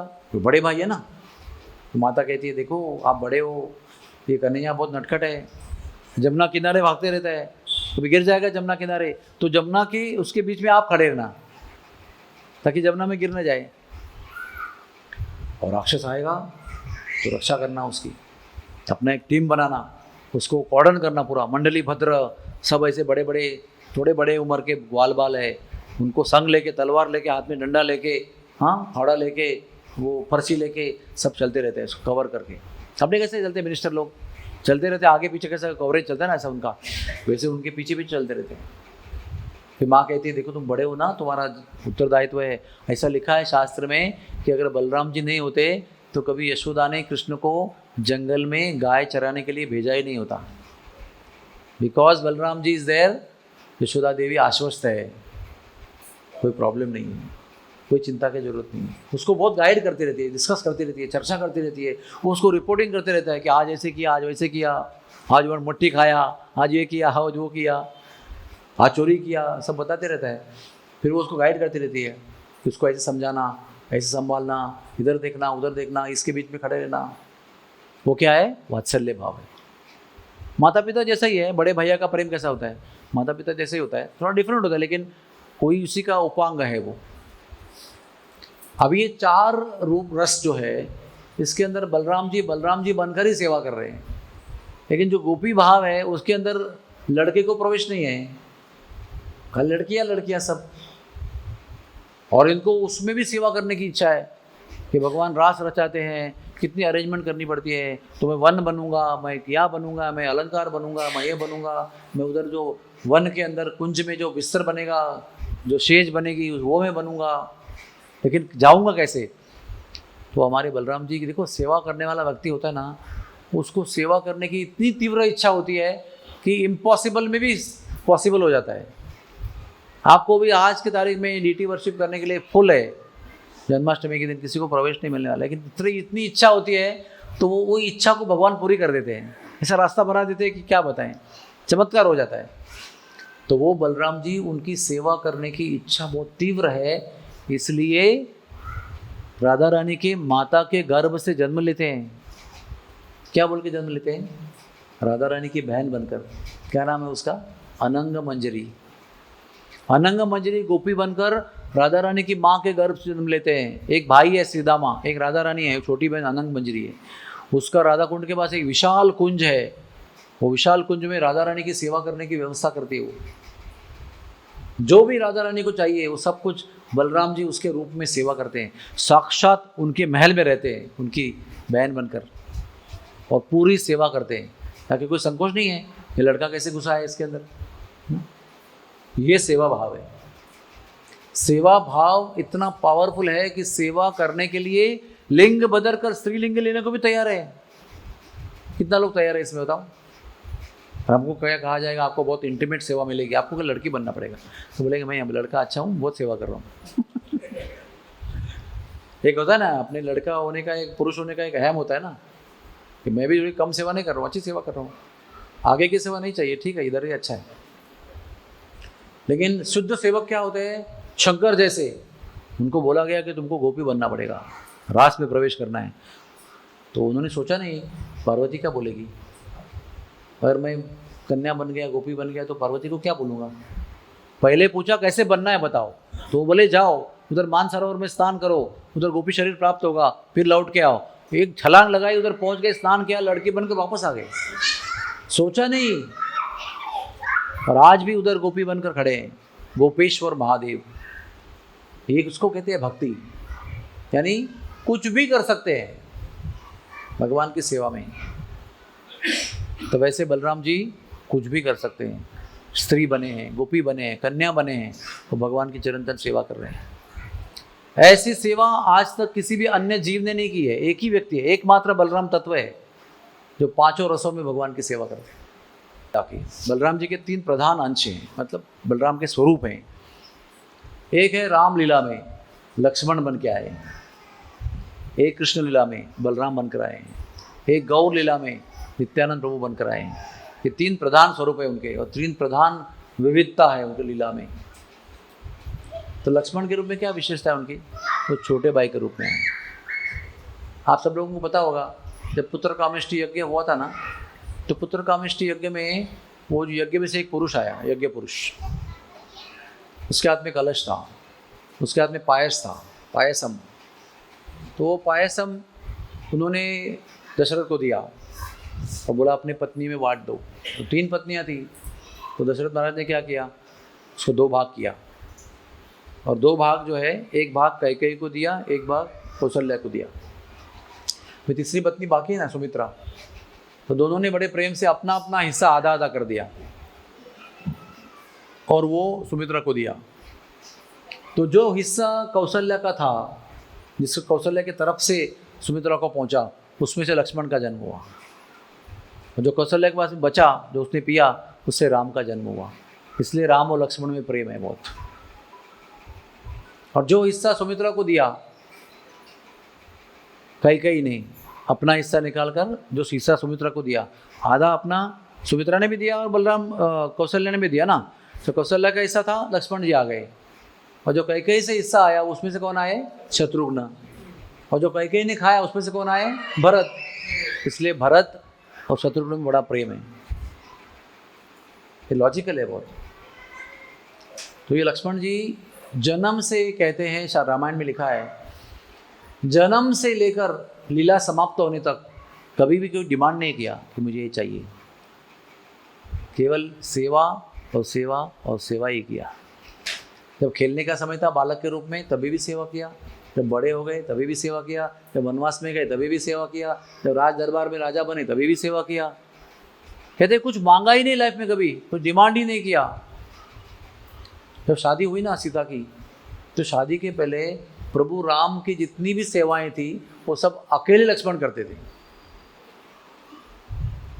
शादी हुई तो सीता जी भी देख रही है, सब जगह पे रही है, बेडरूम में भी आ रहे हैं, उधर बाथरूम में साफ कर रहे हैं, कपड़ा धो रहे हैं, सब कुछ कर रहे हैं। तो मैं क्या करूं, बड़ा संकोच हो गया।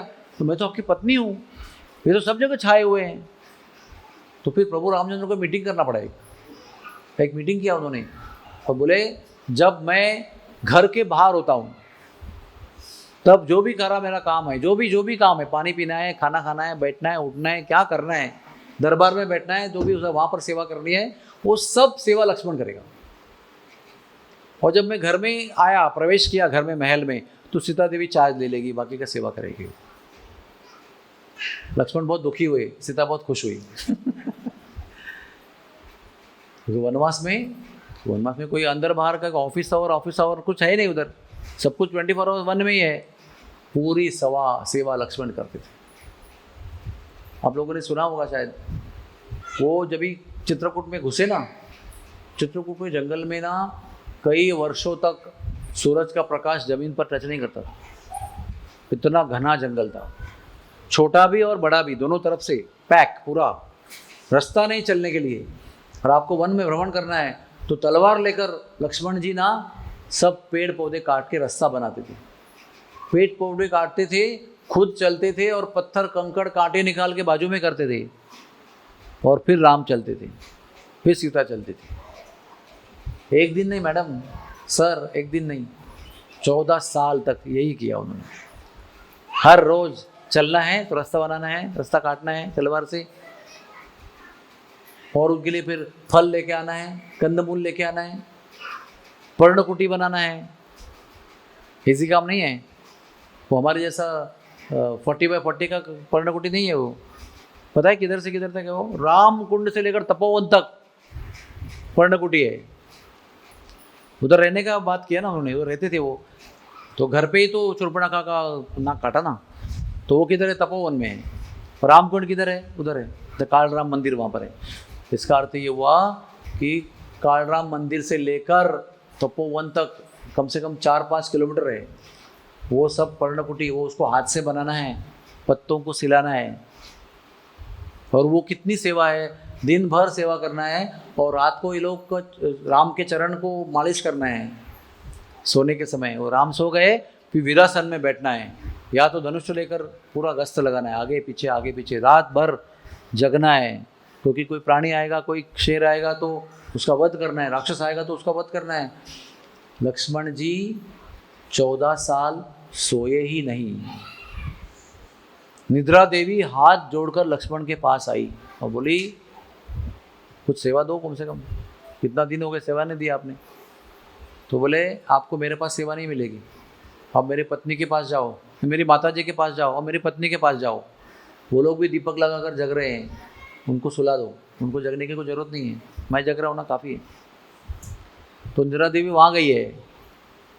लक्ष्मण ने निद्रा देवी को खड़ा नहीं किया है। बोलो 14 ईयर्स पूरा जो भी कुछ आपके सामने वो रामायण में होता है, वो सब में, युद्ध के समय में भी वो तंबू में रात को राम के तंबू के बाहर पहरा देते थे। और 14 साल के बाद में जब वापस गए, राज्याभिषेक हुआ राम का और मंत्रिमंडल हुआ, तो मंत्रिमंडल की पहली सभा में लक्ष्मण बैठे हैं, तो वहाँ पर जमाई दे रहे हैं। बाकी लोग बोलते हैं अरे क्या लक्ष्मण है, कोई शिष्टाचार नहीं है, कैसा बिहेव करना पता नहीं है, राम की पहली सभा में जमाई दे रहे हैं। तो प्रभु राम ने और बाकी लोगों ने कहा आपको पता नहीं है, वो 14 साल सोया नहीं है, अभी पहली बार रिलैक्स हो रहा है, वो पहली बार वो शांत है, उसको कोई टेंशन नहीं है, राम सुरक्षित है, सब सुरक्षित है, सब कुछ अच्छा है, तो उसको नींद आ रही है ना। ये है लक्ष्मण की सेवा, ये भाव बलराम जी का भाव है जो लक्ष्मण के रूप में निभा रहे। वो खुद के लिए, स्वयं के लिए कोई आराम नहीं है, कोई कन्वीनियंस नहीं है, कोई सुविधा नहीं है। जिसकी स्वामी इसकी सेवा कर रहे हैं, सेव्य व्यक्ति की सुविधा ही मेरी सुविधा है। कभी कभी कैसे है, हम ओके हैं तो हम सेवा करते हैं, हम बीमार हो गए या हम कुछ कष्ट हो गया तो नहीं करते, नहीं कर सकते। लेकिन उसके आगे का लेवल ये है कि हमको कष्ट हो रहा है फिर भी जिसकी सेवा कर रहे हैं उसको आनंद ही देते हैं, वो अपने कष्ट को सहन करते हुए, ये हाई लेवल सेवा है। विपरीत काल में सेवा करना, अनुकूल काल में सब लोग सेवा करते हैं, विपरीत काल में पूरे हृदय से 100% दिल लगाकर सेवा करना बहुत कठिन बात है। लक्ष्मण जी ने अपने जीवन में उसका उदाहरण दिया है। तो ये लक्ष्मण जी, हमारे गुरु महाराज बताते बहुत सुंदर बात कि सीता देवी और राम का विवाह हुआ था। और विवाह में हम लोग बहुत शपथ लेते हैं ना, बहुत सारे वाव लेते हैं। तो वो शपथ जो है वो पति पत्नी के बीच में बंधन है। पति बोलेगा कि मैं इसकी रक्षा करूंगा, उसको भोजन दूंगा, कपड़े दूंगा, घर दूंगा, रक्षा करूंगा, शरीर की रक्षा करूंगा, मन की रक्षा करूंगा, भावना की रक्षा करूंगा, समाज की दृष्टि से रक्षा करूंगा। बहुत सारे वादे करता है। मैं इसको गाइड करूंगा, मार्गदर्शन करूंगा, मायूस हो गई तो उसको हौसला दूंगा। तो पत्नी कहती है मैं एकनिष्ठ रहूंगी, मैं चरणों की सेवा करूंगी। पत्नी भी बहुत सारे वादे करते हैं। तो वो वादों से और शपथों से और वचनों से पति पत्नी का रिश्ता बनता है। तो सीता और राम एक दूसरे के प्रति वचनों से बद्ध थे, लेकिन भाइयों के बीच में कोई वचन नहीं होते हैं। होता है क्या? जैसे शादी होती है भाइयों में कुछ होता है क्या? कुछ नहीं होता है। भाई बहन के पीछे भी 2 बार उत्सव होता है, एक बार रक्षाबंधन, एक बार भैया दूज। कुछ ना कुछ बंधन है, कुछ ना कुछ वादे हैं कि तुम आना फिर मैं आऊँगा। लेकिन भैयाओं के बीच में कुछ वादे, कुछ वचन, कुछ नहीं होता है। फिर भी लक्ष्मण इतने राम से बद्ध थे, ये उनकी महानता है, ऐसे बताया उन्होंने। There is no reason, there is no why Lakshman should be so bound to lord Ram. लेकिन राम के बिना एक श्वास भी नहीं ले सकते वो। एक दिन रहना भूल जाओ उसको, एक श्वास भी उसके बिना नहीं ले सकते हैं, उसकी सेवा किए बिना। इसलिए लक्ष्मण हमारे आचार्य हैं, बलराम जी हमारे आचार्य हैं। क्योंकि आचार्य क्या करते हैं? वो हमको भगवान की सेवा सिखाते हैं, भगवान के विषय में ज्ञान देते हैं और उनकी सेवा में लगाते हैं। उनकी सेवा लगाने से क्या होता है? हमारा जो कर्म फल है ना वो नष्ट हो जाता है। हमारा जो बंधन है कर्मों का वो नष्ट हो जाता है और भगवान से हम जुड़ जाते हैं। वो भगवान से जुड़ने का काम हमारे गुरुजी करते हैं। वो गुरुजी के आदि गुरु कौन है? बलराम जी हैं, जो लक्ष्मण के रूप में आ रहे हैं। यहाँ तक कि द्विविध गोरिल्ला था, एक वो सैनिक था एक राम का, बहुत राम भक्त था वो, बहुत बड़ी राम की सेवा की उन्होंने। राम रावण के युद्ध में बहुत पराक्रम किया। द्विविध, मैंद और द्विविध, और कौन थे? बहुत सारे थे ऐसे। लेकिन वो लक्ष्मण को ज़्यादा नहीं मानता था, उसमें लक्ष्मण से नहीं बनती थी उसकी। वो एक अपराध था उसका। राम की बहुत सेवा की, लेकिन लक्ष्मण को, जो आदि गुरु के प्रतिनिधि है, उनका आदर नहीं करता था वो एक काम की वजह से उसको कुसंगति प्राप्त हो गई। उसने बाणासुर का संग किया और वो द्विविध गोरिल्ला असुर बन गया। इसलिए केवल राम की भजन करना और लक्ष्मण को नहीं मानना ये अपराध है। केवल कृष्ण को भजन करना और बलराम जी को नहीं मानना अपराध है। गुरु के बिना हम भगवान की प्राप्ति नहीं कर सकते, और गुरु की बिना भगवान नहीं मिलेंगे, और गुरु के अपराध करेंगे तो भगवान तो नहीं मिलेंगे, हम दैत्य बन जाएंगे, असुरों का संग प्राप्त होगा, कुसंगति प्राप्त करेंगे। तो द्विविध गोरिल्ला को फिर बलराम ने मारा। बताऊंगा आपको कल कहानी उसकी। कहने का तात्पर्य यह है कि लक्ष्मण जी साक्षात गुरु तत्व हैं, लेकिन लक्ष्मण जी को अपनी सेवा में बहुत आनंद आता था। कभी कुछ कष्ट नहीं हुआ, नींद भी त्याग दिया, भोजन भी त्याग दिया, सब कुछ त्याग दिया। कुछ मिलेगा तो कंदमूल खाएगा, नहीं तो वो भी नहीं खाएगा, उपवास करेगा। बड़ा आनंद लिया सेवा का उन्होंने। लेकिन सेवा करना आसान नहीं होता है, सेवा करने में बहुत कष्ट होता है, बहुत चुनौतियाँ होती है, बहुत डिफ़िकल्ट सिचुएशन पैदा होते हैं। तो लक्ष्मण के जीवन में भी बहुत प्रसंग आए। क्या प्रसंग हुआ कि वन में अभी रह रहे साथ में, और मारीच आया, हिरण बन के आया ना। तो जब हिरण बन के आया तो सीता देवी बोले, अरे मुझे हिरण चाहिए, मुझे हिरण चाहिए। मैंने आज तक प्रभु आपसे कुछ नहीं मांगा, अभी मैं पहली बार मांग रही हूँ। जब वनवास समाप्त होगा तो ये मैं खिलौना लेकर जाऊँगी, दरबार में सबको दिखाऊँगी। तो लक्ष्मण जी भगवान के प्रतिनिधि है ना, वो भगवान के गुरु है, वो गुरु तत्व है। वो क्या बता रहे हैं? देखो मैया, प्रभु के निर्माण में ऐसा कोई जीव बनाया नहीं प्रभु ने, ऐसा हिरण कोई बनाया नहीं। आधा शरीर सोने का, आधा शरीर चांदी का, चर्म जो है उसके ऊपर स्पॉट्स लगे हुए हैं, और जो सिंह है उस पर रत्न लगे हुए हैं। ऐसा जीव भगवान ने बनाया ही नहीं है। तो मेरे विचार से ये हिरण नहीं है, राक्षस है ये। आप भूल जाओ इसको, क्यों उसके पीछे पड़े हो। तो कहते हैं कि देखो मैंने कुछ मांगा नहीं, पहली बार मांगा तो मुझे आप फिलोसफी सुना रहे हो, मुझे चाहिए। तो राम की बात लक्ष्मण सुनते हैं, लक्ष्मण की बात राम सुनते हैं। सही बात है, अगर विष्णु के निर्माण में ऐसा जीव नहीं है तो मतलब वो राक्षस होगा मायावी कोई, तो मार दूंगा उसको मैं। अगर मायावी राक्षस नहीं है तो चमड़ा लेके आऊँगा और उसको, या तो उसको लेके आके खिलौना बना दूंगा, उसको पेट एनिमल बनाऊंगा। हमारे महाराष्ट्र में कहते हैं कि उसको, हमारा महाराष्ट्र में कुछ कुछ ऐसे बना देते हैं, वो क्या कहते हैं कि सीता देवी को उसका ब्लाउज पहनना था उसके स्किन का, लेकिन वो सही नहीं है। शास्त्र के अनुसार सीता देवी को वो हिरण इतना अच्छा लगा कि उसको खिलौने के रूप में उसको लेके जाना था अयोध्या में। तो बोले अगर वो राक्षस नहीं होगा तो मैं पकड़ूंगा उसको, लेके आके दे दूंगा। राक्षस ऐसा मालूम पड़ा तो मैं उसको वध कर दूंगा, मैं जा रहा हूँ। लक्ष्मण को बोला, लक्ष्मण जब तक मैं लौट के नहीं आऊँगा आपको इधर ही खड़ा रहना है। ठीक है, अभी खड़े हैं लक्ष्मण। लक्ष्मण की इतनी महानता थी, लक्ष्मण ने कभी भी सीता जी के चरणों के ऊपर देखा नहीं कभी।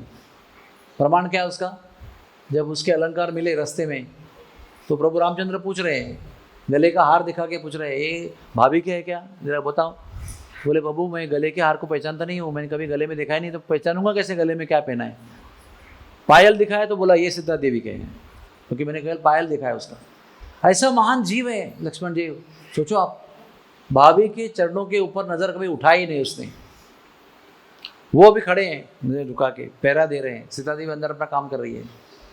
उतने में वो हिरन, जैसे लक्ष्मण ने बोला था, राक्षस निकला वो, और पूरा प्लॉट था उसका, प्लान था। वो क्या प्लान था कि जब रावण ने कहा जब अगर तुम्हारी मृत्यु होती है, समझो रावण राम के बाण से, तो राम के आवाज़ में पुकारना, हे लक्ष्मण हे सीता बचाओ। इसका अर्थ क्या हुआ?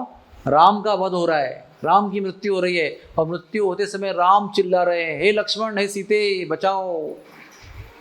तो सीता को लगता है कि मेरे पति का देहांत हो रहा है, लक्ष्मण चले जाओ, प्रभु पुकार रहे हैं। अरे मैया भाभी क्यों चिंता करते हो, राम का कोई कुछ बिगाड़ नहीं सकता है, ये राक्षस की माया भी, मैं पहले ही बोला आपको, आप नहीं समझ रहे हैं। तो सीता देवी ना एक कठोर वाक्य बोलती है जो कोई भी व्यक्ति अच्छा बुरा दोनों सहन नहीं कर सकता। लगता है अभी मुझे समझ में आ रहा है कि तुमने बिना मतलब, बिना अर्थ, बिना कारण के जंगल में आने की जिद क्यों की। शाप तो मेरे पति को था, मैं तो उसकी पत्नी थी, मुझे जाने का अधिकार है, तुम्हें कोई आने का काम नहीं था। शाप तुमको, वर्धक क्या बोलते हैं उसको, वनवास का शाप तुमको हा ही नहीं, तुम बेकार में आ गए हमारे साथ सेवा के भाव से। अभी मुझे समझ में आ रहा है तुम क्यों आए। तुमको पता था कि जंगल में कभी कोई प्राणी मेरे पति को खा लेगा, फिर तुम मेरा भोग करोगे, इसलिए तुम आए हो, इसलिए मेरे कहने पर भी तुम जा नहीं रहे हो। कितना कठोर वाक्य बोला लक्ष्मण जी के, इतना बड़ा वीर है वो प्रचंड शस्त्र अस्त्र को धारण करके प्रचंड राक्षसों का संहार कर सकता है, लेकिन ये कठोर शब्द जो है वो सहन नहीं कर सकता है। उससे भी ज़्यादा बलशाली आघात है ये। तो लक्ष्मण बहुत रोते हैं, बहुत रोते हैं। बोले भाभी ऐसे वचन आपको नहीं कहना चाहिए, लेकिन आपको अगर मेरे चरित्र पर संदेह हो रहा है तो फिर मुझे जाना ही होगा। तो बाण से लक्ष्मण रेखा निकालते हैं, वो कहते इसके आगे मत जाना। और बड़े दुखी होकर, ये जानते हुए कि ये कुछ भी सत्य नहीं है, ना राम संकट में है, ना राम की मृत्यु हो रही है, कुछ भी नहीं है, फिर भी भाभी के कठोर वचनों की वजह से जाना पड़ता है उसको। तो ये बहुत बड़ी मुश्किल एक बार लक्ष्मण सहन करते हैं। और बाद में क्या होता है, रास्ते में वो राम मिलते हैं, अरे लक्ष्मण यहाँ क्या कर रहे हो तुमको मैंने आदेश दिया था। तो संक्षेप में बताया सब कुछ, फिर भी तुमको छोड़ना नहीं चाहिए था। वो तो एक भावना प्रधान स्त्री है, वो भावना के वजह से कुछ भी बोल सकती है, लेकिन तुम तो पुरुष हो, तुमको तो ऐसा नहीं करना चाहिए था। मैं रह नहीं पाया वहाँ पर, मेरे हजारों अश्रु की नदियाँ बही मेरी, मैं इस ऐसे वाक्य को सहन नहीं कर पाया। अभी हम दोनों यहाँ पर हैं, कुटिया में कोई नहीं है, जरूर कोई हिंस श्रावत उसको खा गया होगा, या कोई राक्षस उसको उठा के ले गया होगा।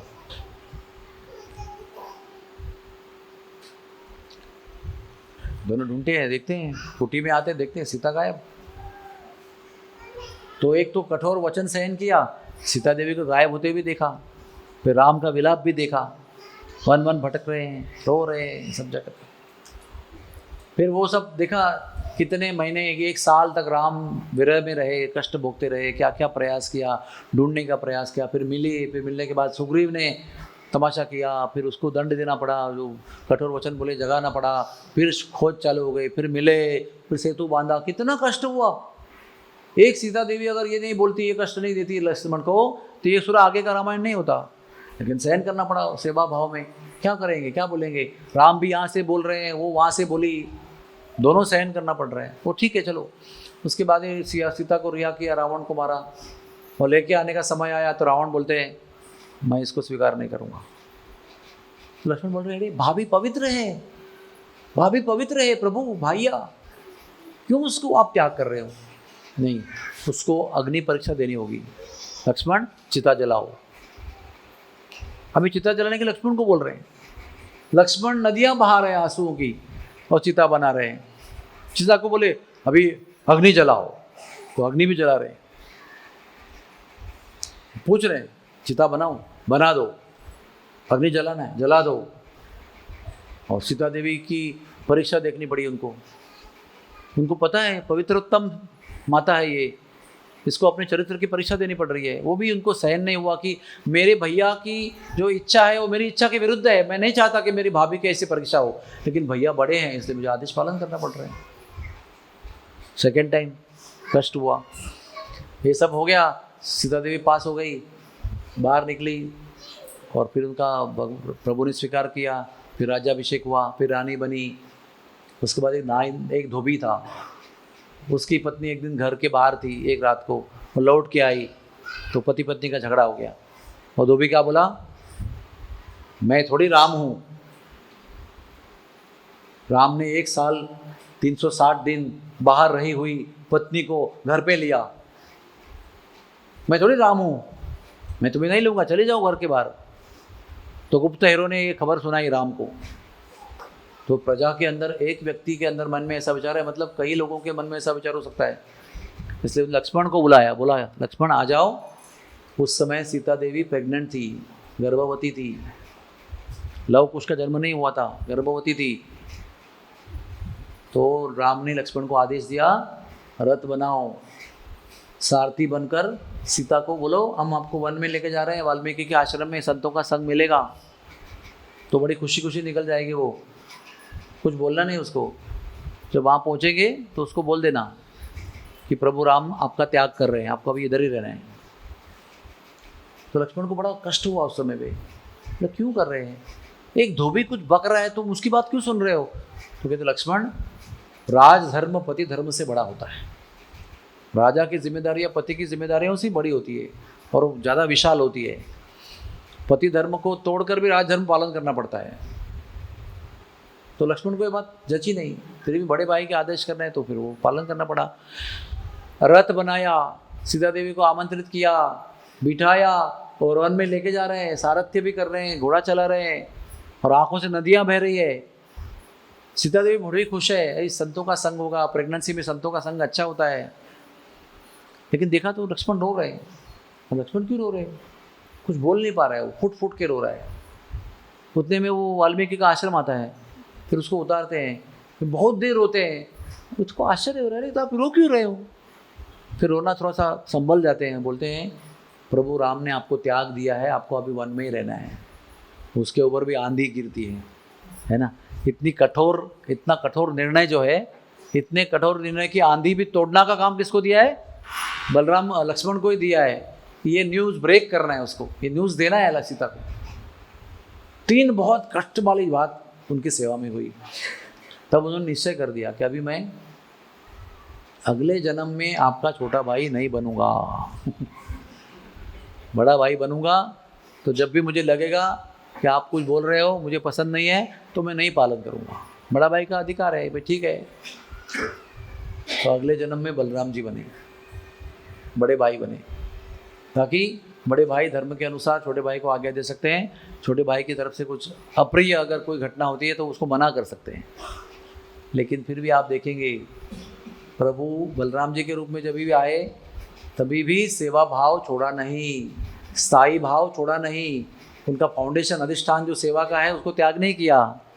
प्रभु कृष्ण के इच्छा के अनुसार ही चले। केवल 2 बार ऐसा दिखाया कि मैं आपकी आज्ञा नहीं पालन करता, मतलब आपकी इच्छा से नहीं करता। कृष्ण की इच्छा थी कि लक्ष्मण बलराम जी महाभारत में पांडवों के पक्ष से युद्ध करना चाहिए। कौरव अन्याय का, अधर्म का पक्ष है। प्रभु की इच्छा थी कृष्ण की कि वो हमारे पक्ष में युद्ध करे, तो वो करना भी चाहिए। लेकिन बलराम जी अवधूत है। अवधूत का अर्थ क्या होता है? इनके मन में क्या चल रहा है और क्या करेंगे इसका कोई पता किसको चलता नहीं है। अभी इसका भीम पर भी प्रेम है, पांडवों पर प्रेम है, लेकिन दुर्योधन पर भी प्रेम है। उसको मिथिला में जाकर गदा सिखाया था उन्होंने। मिथिला में जा रहे थे ना, तो उधर वो रास्ते में मिले दुर्योधन, अच्छा सत्कार किया, बोला प्रसन्न कर दिया। और बलराम जी ने पूछा, वत्स क्या चाहते हो? बोलते आप तो गदा युद्ध के गुरु हो, आपसे मुझे गदा सीखना है। बोला वो सिखाएंगे। पूरा मिथिला का जो निवास था वो पूरा इसको सिखाने में खर्च किया उन्होंने। तो बड़ा प्रेम हो गया उसको, बलराम जी को दुर्योधन से। इतना प्रेम हुआ कि अपनी इकलौती बहन जो सुभद्रा है उसका विवाह उसका करने का प्लानिंग किया। वो कितना प्रेम होगा सोचो, बहन देने का प्लान कौन करेगा? इतना प्रेम होना चाहिए। तो इस पर इतना प्रेम, तो बाद में फिर भगवान ने उनको अपनी इच्छा को पूर्ण करने को मजबूर किया बात अलग है। लेकिन वो बलराम जी उस समय युद्ध में, जब युद्ध का समय आया तो उधर देखा दुर्योधन खड़े, इधर देखा पांडव खड़े। बोले मुझे तुम्हारे झगड़े में, परिवार के झगड़े में नहीं पड़ना है, तुम लोग जो करना है करो, मैं तीर्थ यात्रा जा रहा हूँ। तो बड़े भैया के नाते अपनी स्वतंत्रता उन्होंने एग्जीक्यूट की उस समय में, और पूरी भारतवर्ष में भ्रमण किया और एंड में लौट के आए। शादी भी उसको सुभद्रा की उसके साथ करनी थी, लेकिन जब कृष्ण भगवान ने अच्छा षड्यंत्र रचाया और सुभद्रा को बोला इसके साथ भाग जाओ अर्जुन के साथ, और रथ का भी जो लगाम है तुम पकड़ना, ताकि मैं दूर से दिखाऊंगा कौन किसको भगा के लेके जा रहा है। देखो आप दूरबीन लगा के देखो, आप बोल रहे हो अर्जुन भगा के ले जा रहा है, तो सुभद्रा रथ में बैठनी चाहिए, अर्जुन के हाथ में लगाम होना चाहिए। लेकिन रथ में तो अर्जुन बैठा है, लगाम तो सुभद्रा के हाथ में, वो घोड़े आके वो ही भाग रही है। देखो आप तो देखते, अरे यहाँ सुभद्रा तो देवी घोड़े चला रही है। तो क्या बोलेंगे? भैया ये अच्छा रिश्ता है। हाँ कन्हैया मैं जानता हूँ तुम जो चाहते हो वही होता है, चलो अभी जो भी है, अभी भगा के ले गया है, स्पर्श कर लिया है, तो उसका दुर्योधन के साथ विवाह कैसे कर सकता हूँ? तो भाई अर्जुन के साथ ही विवाह होगा, जाओ जाओ लेके आओ उसको। और बड़े धूमधाम से शादी कर दी उसकी, दहेज वहेज दिया बढ़िया, बहुत धूमधाम से। और दुर्योधन का पत्ता अपनी इच्छा के खिलाफ काट दिया। ये 2-4 प्रसंग छोड़ेंगे ना, उसके बाद में, उसके पहले, उसके बीच में जितना भी कार्य हुआ वो सब भगवान ने कृष्ण के अनुसार ही किया, नाम के लिए बड़े भाई। नित्यानंद की लीला में भी ऐसे ही, जो गौरांग प्रभु ने चाहा वही किया। नित्यानंद प्रभु को संन्यास लेना था, बोले नित्यानंद प्रभु आप विवाह करो, मैं संन्यास बन के अपना काम करूंगा, तुम विवाह करके तुम्हारा काम करो। मैं संन्यास लेके बड़े बड़े लोगों को प्रचार करूंगा, तुम शादी करके जो पतित से उनका उद्धार करो। देखो चैतन्य महाप्रभु में सार्वभौम भट्टाचार्य, ब्रह्मानंद सरस्वती से बड़े बड़े, सार्वभौम भट्टाचार्य, प्रकाशानंद सरस्वती से बड़े बड़े महारथियों को, इनके हजारों शिष्य थे, बड़ा पद था, ऐसे लोगों को भक्त बनाया। और नित्यानंद प्रभु ने शादी करके क्या किया? जगाई मधाई से पतित लोगों को उद्धार किया, बैलेंस कर दिया। लेकिन उनको बनना था सन्यासी, लेकिन छोटे भाई है चैतन्य महाप्रभु, उन्होंने बोला तुम ऐसा करो, तो उन्होंने हाँ कर दिया उसको। देखो तो बलराम जी का जो मूल स्थायी भाव है, सेवा भाव, वो नष्ट नहीं होता है। ऊपर से थोड़ा डेकोरेशन चेंज होता है, लेकिन भावना सेम रहती है। और यही हमको देखना है कि बलराम जी तत्व इतने महान तत्व हैं, उनकी कृपा से कृष्ण मिलते हैं, उनकी कृपा से राम जी की प्राप्ति होती है, उनकी कृपा से भक्ति प्राप्त होती है, उनकी कृपा से आश्रय प्राप्त होता है। तो सबके आश्रय दाता है बलराम जी, आश्रय विग्रह हैं। कृष्ण राम ये विषय विग्रह हैं, जिनको हम चाहते हैं, जिन पर प्रेम करते हैं, और उनको प्रेम करने के लिए आश्रय बलराम जी देते हैं, लक्ष्मण जी देते हैं। और बलराम जी को, लक्ष्मण को त्याग कर हम राम और कृष्ण की प्राप्ति नहीं कर सकते हैं। ये तत्व है बलराम जी का। हरे कृष्ण कृष्ण कृष्ण हरे हरे, हरे राम राम राम हरे हरे।